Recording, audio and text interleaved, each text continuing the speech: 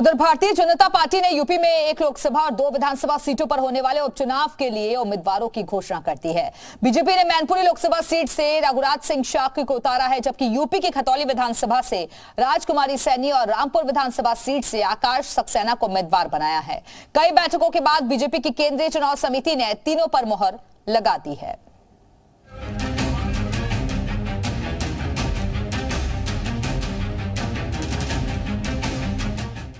UP में उपचुनाव की जंग तेज हो गई है। सोमवार को मैनपुरी में डिंपल यादव के नामांकन भरने के बाद मंगलवार को बीजेपी ने मैनपुरी, रामपुर और खतौली सीटों पर होने वाले उपचुनावों के लिए अपने पत्ते खोल दिए। तीनों सीटों के लिए बीजेपी ने अपने प्रत्याशियों के नामों की घोषणा कर दी।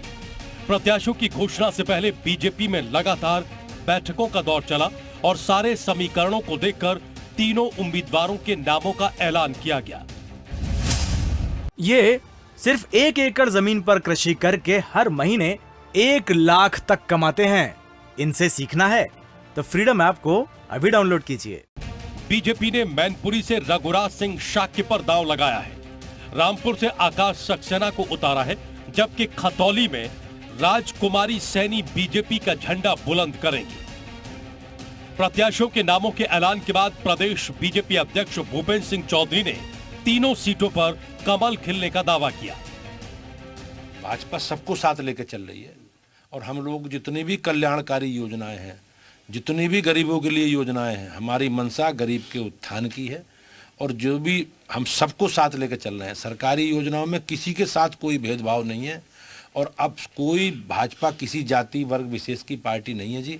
अब हमारा स्वरूप सर्वव्यापी और सर्वस्पर्शी है। सब लोग हमारे साथ हैं और हम सबको साथ लेकर चलेंगे। मैनपुरी में बीजेपी ने जातीय समीकरण का ध्यान रखा है।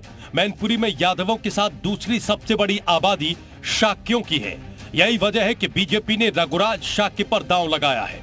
रामपुर में आजम खान से टक्कर लेने वाले आकाश सक्सेना को बीजेपी ने बड़ा इनाम दिया है।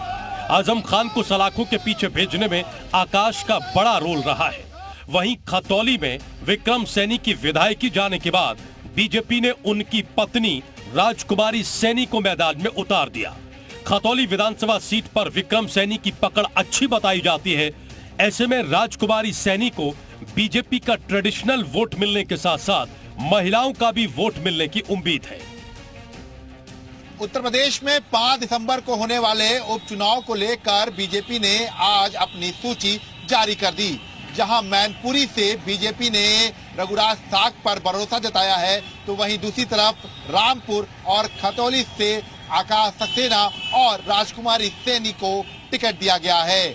आकाश सक्सेना लंबे समय से आजम खान के खिलाफ मोर्चा खोलते रहे, जिसका फल आज उनको टिकट के रूप में बीजेपी ने दिया है। इसके साथ ही खतौली से राजकुमारी सैनी को टिकट देकर बीजेपी दोबारा से इस सीट पर कब्जा करना चाहती है। मैनपुरी और रामपुर सपा का गढ़ माने जाते हैं। ऐसे में ये दोनों ही सीटें सपा के लिए नाक की लड़ाई है। मुलायम सिंह की गैर मौजूदगी में अखिलेश यादव के सामने अपना गढ़ बचाने की चुनौती है, तो वहीं बीजेपी 2024 से पहले सपा के गढ़ में कमल खिलाकर अपना दावा और भी मजबूत कर लेना चाहती है। ब्यूरो रिपोर्ट, जी मीडिया। ये सिर्फ 1 एकड़ जमीन पर कृषि करके हर महीने 1 लाख तक कमाते हैं। इनसे सीखना है तो फ्रीडम ऐप को अभी डाउनलोड कीजिए।